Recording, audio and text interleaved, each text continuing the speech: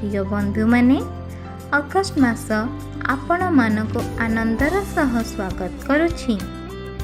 एही वर्षर ए पर्यंत जीवन आमको अनेक उत्थान पतन मध्यरु नहीं जाई थाई पारे। किछि दिन आनंदमय थिला, आउ किछि दिन बहुत कष्टदायक थिला।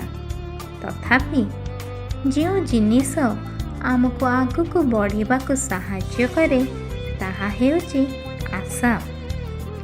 बाइबल गीत संगीत 71:20 रे कहे, तुम्भे मते अनेक और तीव्र कष्ट देखाइअछ, तथापि पुणी थरे मोर जीवन को पुनर्स्थापन करिब।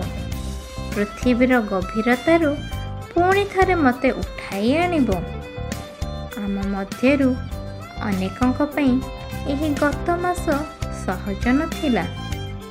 केही निज कार्य जीवन रे विफलतार सम्मुखीन होइचंती, केही संपर्क रे संघर्ष करिछंती, केही स्वास्थ्य समस्या रे पड़िछंती, आउ केही केबे आशा करि नथिबा निराशार सम्मुखीन होइछंती।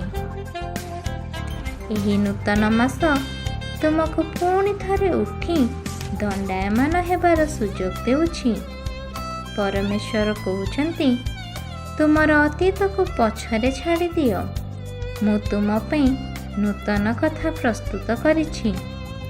केबे केबे आमे भाबी थाउ, यदि यीशु मोर जीवनर नियंत्रण रे अछंती, तेबे से एही कष्टदायक समय को काहींकि अनुमति देले।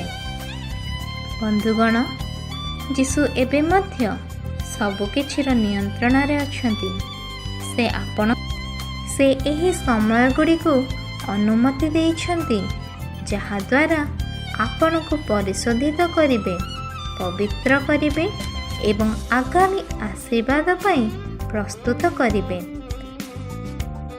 आज आपण जो परिस्थिति रे थांतु ना काहींकि, यीशु आपणक जीवन को पुनर्स्थापन करने को सक्षम।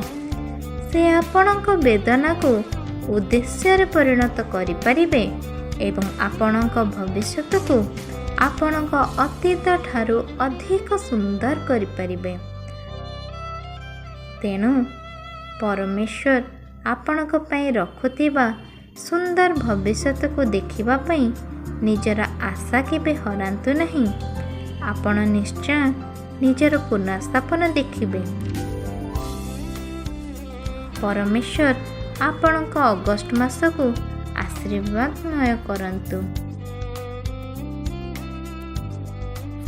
आशा हरांतु नहीं।